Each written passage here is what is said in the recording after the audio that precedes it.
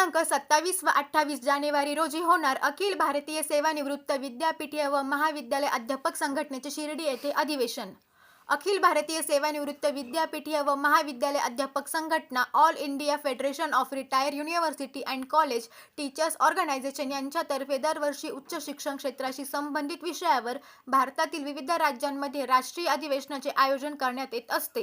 यावर्षी all India federation of retired university and college teachers organisation राष्ट्रीय अधिवेशन 2026 चे संयोजन दिनांक 27 व 28 जानेवारी 2026 रोजी सिद्ध संकल्प लॉन्च शिर्डी महाराष्ट्र येथे करण्याचा बहुमान सेवानिवृत्त महाविद्यालयीन प्राध्यापक अध्यापक संघटना पुणे अर्थात retired college teachers association Pune यांना मिळाला आहे।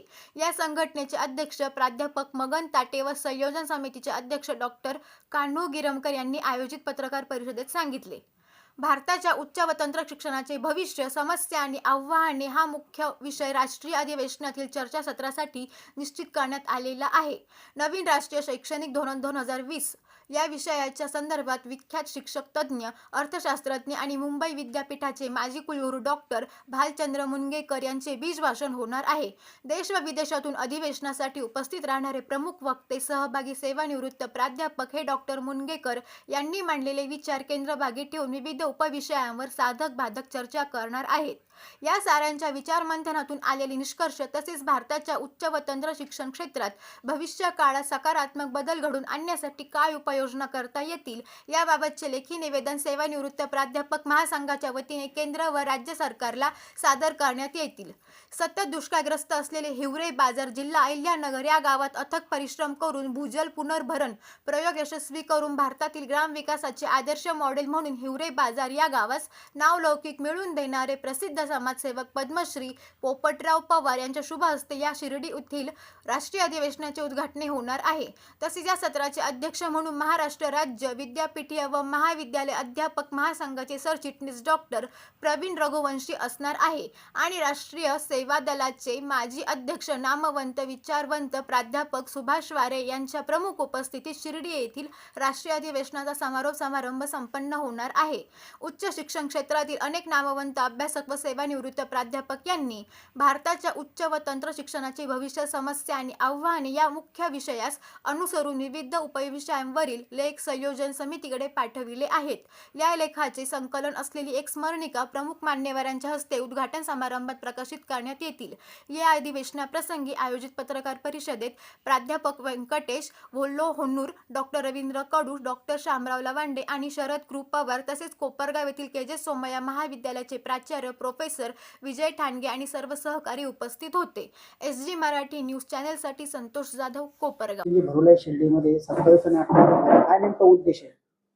त्याचा उद्देश ना काय की दरवर्षी ही जे अखिल भारतीय निवृत्त प्राध्यापक संघटना आहे त्या संघटनेचं दरवर्षी प्रत्येक राज्यामध्ये अधिवेशन घेतलं जातं आणि त्या अधिवेशनामध्ये प्रामुख्याने वर्षभरामध्ये काय काय कामकाज केलेलं आहे, त्याचबरोबर भविष्य काळामध्ये आपल्याला काय करायचं आहे याची चर्चा होते, त्याची नोंद घेतली जाते आणि प्रत्येक अधिवेशनामध्ये शैक्षणिक दृष्ट्या एक विषय निवडला जातो आणि त्या विषयाचे परत उपविषय तयार करून आपण त्याची माहिती मागून केंद्र व राज्य सरकारला त्याचा थोडक्यामध्ये गोशावरा देण्याचं काम करतो की जेणेकरून जे काय आम्हाला सुचलेलं आहे, काय शैक्षणिक क्षेत्रामध्ये काय अडचणी निर्माण होतात आणि जे चांगलं काम केलेलं आहे त्याचाही गुणगौरव करून या अडचणी दूर करण्यासाठी त्या ठिकाणी विचार करावा असं निवेदन या ठिकाणी या अधिवेशनामधून तयार होणाऱ्या गोशावऱ्यामधून दिलं जातं। सध्याचं जे अधिवेशन भरवणार आहे तो कोणता विषय आहे अधिवेशनाचा आणि कुठे होणार आहे अधिवेशन? या अधिवेशनाचा विषय जो आहे ते भारताच्या उच्च व तंत्र शिक्षणाचे भविष्य, समस्या आणि आव्हाने हा या विषय म्हणजे अधिवेशनाचा मुख्य विषय आहे आणि या विषयावरती डॉक्टर भालचंद्र मुनगेकर हे बीज भाषण करणार आहेत। सविस्तरपणे 1.5 तासाचं त्या ठिकाणी त्यांचं व्याख्यान असणार आहे आणि त्याच्यावरती पुन्हा दिवसभर चर्चा होईल। हे अधिवेशन सिद्ध संकल्प मंगल कार्यालयामध्ये 27 आणि 28 जानेवारी 2026 रोजी भरवण्यात येणार आहे आणि या अधिवेशनामध्ये प्रामुख्याने आपल्या देशातील 17 राज्यातील 17 राज्यातील त्या ठिकाणी प्रतिनिधी सहभागी होतील. हे अधिवेशन आतापर्यंत पूर्वी 5 अधिवेशनं झालेली आहेत आणि आता हे 6वं अधिवेशन या राज्यामध्ये आपल्या निवृत्त प्राध्यापक पुणे संघटनेमार्फत आयोजित केलं जातं.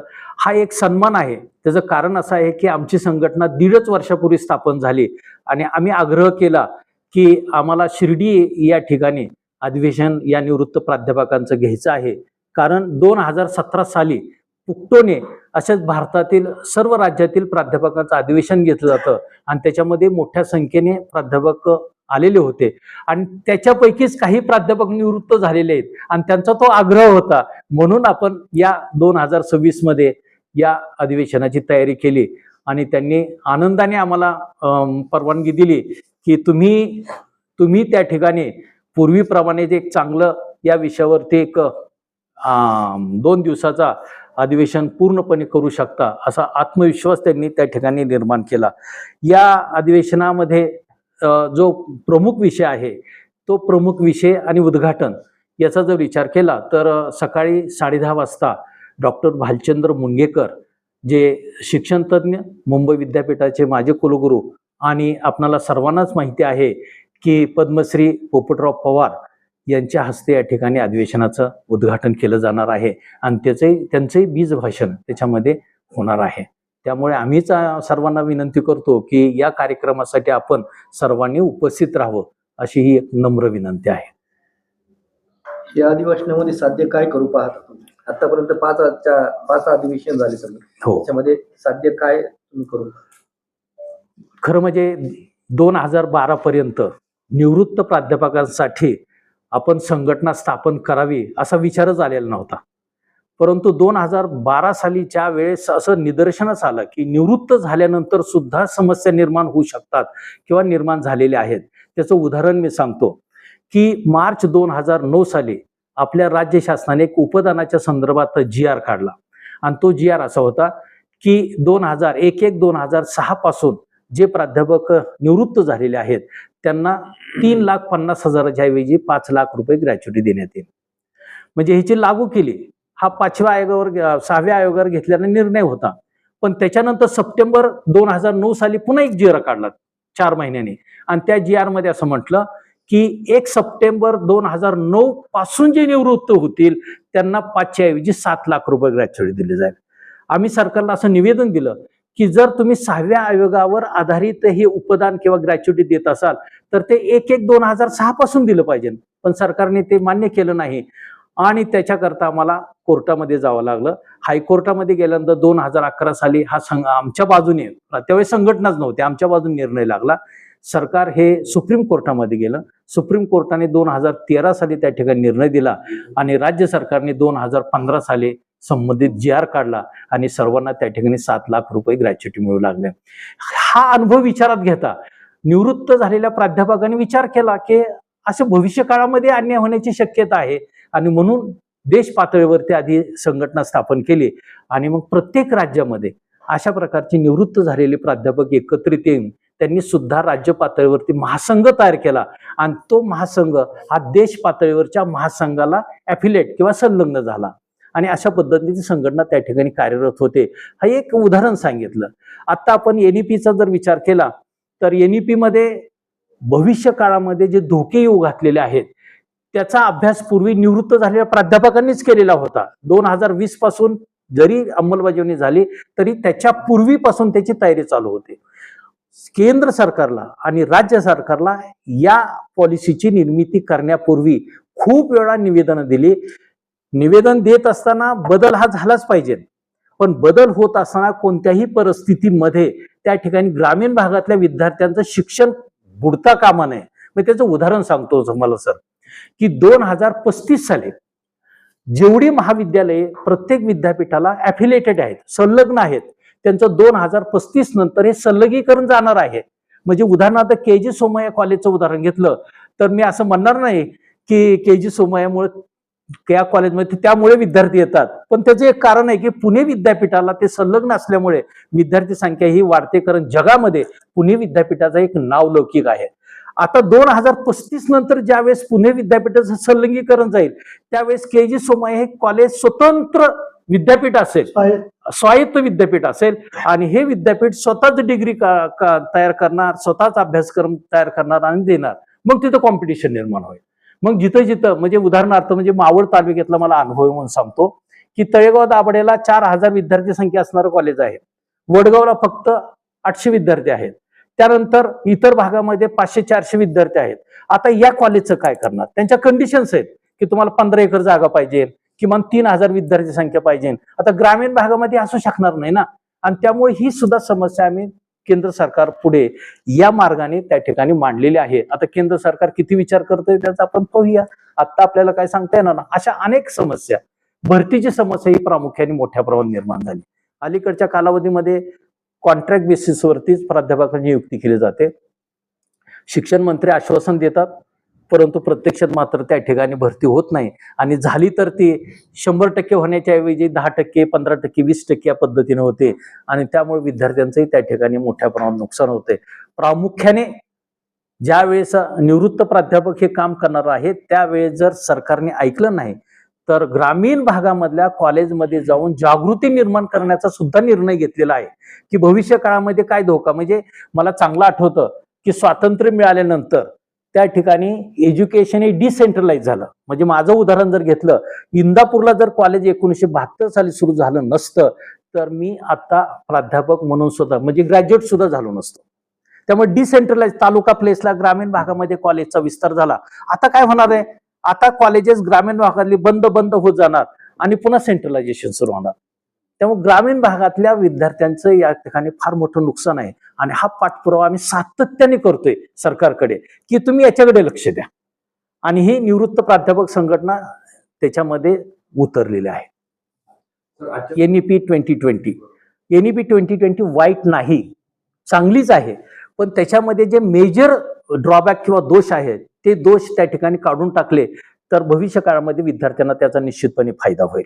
म्हणजे उदाहरणार्थ सांगतो की समजा मी कॉमर्सचा विद्यार्थी आहे आणि मला असं वाटलं की नाही सायन्सकडचं मॅथमॅटिक्स मला घ्यायचं आहे तर तुम्हाला या पॉलिसीमध्ये मुभा आहे, तुम्ही तो विषय घेऊ शकता. पण प्रश्न निर्माण होतो की त्याचा अभ्यासक्रम पूर्ण करण्यासाठी तरतूद काय? ती तरतूद करणं गरजेचं आहे. म्हणजे निर्णय घेणं वेगळं आणि त्याची अंमलबजावणी करणं वेगळं. हा जो दोन्ही मधला गॅप निर्माण झालाय तो गॅप दूर करण्यासाठी आम्ही प्रयत्न करतोय. आम्हाला किती यश मिळेल हे आता आम्ही सांगू शकत नाही. हा एक त्याच्यामध्ये महत्वाचा मुद्दा आहे. दुसरा महत्वाचा मुद्दा आहे की निवृत्त होणारे जे प्राध्यापक आहेत त्यांना तुम्ही एक काही ठराविक मेडिकल अलाउन्स द्या.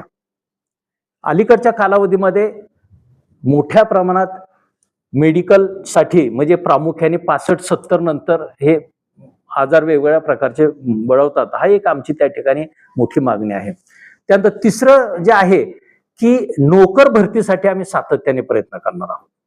नोकर भरती होणं फार गरजेचं आहे कारण नोकर भरती झाल्याशिवाय त्या ठिकाणी विद्यार्थ्यांना योग्य शिक्षण मिळणार नाही. त्याचं उदाहरण सांगतो तुम्हाला मी की आता क्लॉक और बेसिसवरती प्रत्येक महाविद्यालयामध्ये प्राध्यापकाची नियुक्ती केली जाते. किती महिन्याकरता सर? 9 महिन्याकरता केली जाते.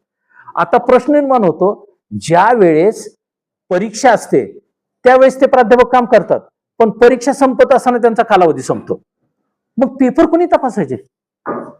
रिझल्ट कोणी लावायचा? आणि त्यामुळे रिझल्ट हे वेळेवरती न लागल्यामुळे पुढील जे ऍडमिशन असतात, कोणाला MBA ला ऍडमिशन घ्यायचं आहे किंवा इतर ठिकाणी घ्यायचं आहे ते ऍडमिशन घेता येत नाही, परदेशात जाता येत नाही. ही एक मोठी अडचण आहे. म्हणून सातत्याने जे काही समस्या येत आहेत त्याच्यावरती विचार मंथन करून त्या ठिकाणी कशा पद्धतीने पाठपुरावा करायचा हे अधिवेशनामध्ये त्या ठिकाणी चर्चा होते. 22 डिमांड जवळजवळ त्या ठिकाणी अखिल भारतीय महाविद्यालय निवृत्त संघटनेने दिलेले आहेत. त्याच्यावरती सातत्याने पाठपुरावा आहे. त्यानंतर चौथा मुद्दा जो आहे म्हणजे तुम्ही हे जे काय झालंय की 25 मार्च 2025 रोजी संसदेमध्ये फायनान्स बिल संमत झालं आणि या फायनान्स बिलाच्या खाली जी आता पेन्शनची आहे म्हणजे 1972 साली पेन्शन जी लागू झाली त्या पेन्शन मध्ये कोणालाही बदल करण्याचा अधिकार नाही. आता त्यांनी काय केलं माहितीये का? त्याच्या खाली ते बिल ठेवलं आणि दोन्ही मंजूर करून घेतले आणि पेन्शनच्या संदर्भात निर्णय घेण्याचा अधिकार हा केंद्र सरकारने स्वतःच्या ताब्यात घेतलाय. आता एक फार मोठी समस्या निर्माण होण्याची शक्यता, आता आम्ही सांगत नाही की 1/1/2026 पूर्वी आणि 1/1/2026 नंतर जे निवृत्त होणार आहेत त्याच्यामध्ये हे सरकार दुफळी निर्माण करण्याची जास्त शक्यता आहे. याच्या संदर्भात जे मुख्य सचिव आहेत अर्थ मंत्रालय त्याच्याबरोबर चर्चा केल्यानंतर त्यांनी असं सांगितलं की असं होणार नाही. मग त्यांना आम्ही म्हणलं की तुम्ही क्लॅरिफिकेशन फक्त जाहीर करा ना, पण क्लॅरिफिकेशन आतापर्यंत त्यांनी जाहीर केलेलं नाही. म्हणजे आर्थिक या मुद्द्यातून पाहत नाही, त्याचबरोबर ग्रामीण भागातलाही मुद्दा त्या ठिकाणी विचारात घेतला पाहिजे. भारताच्या उच्च व तंत्र शिक्षणाचे भविष्य, समस्या आणि आव्हाने याच्यावर येत्या 27 आणि 28 जानेवारी रोजी शिर्डी येथे सिद्ध संकल्प लॉन्स येथे रिटायर्ड टीचर्स असोसिएशनने अधिवेशन आयोजित केलेलं आहे. या अधिवेशनासाठी संपूर्ण भारतामधून नव्हे तर परदेशामधून सुद्धा प्रतिनिधी येत आहेत. उच्च शिक्षणावर एक चांगलं अधिवेशन, भाषण, परिसंवाद येथे आपल्याला ऐकावयास मिळणार आहे. या अधिवेशनासाठी भालचंद्र मुनगेकर, ज्येष्ठ शिक्षणतज्ञ, मुंबई विद्यापीठाचे माजी कुलगुरू येत आहेत. त्यासोबतच पोपटराव पवार, पद्मश्री पोपटराव पवार हे सुद्धा तेथे उपस्थित राहणार आहेत उद्घाटन म्हणून.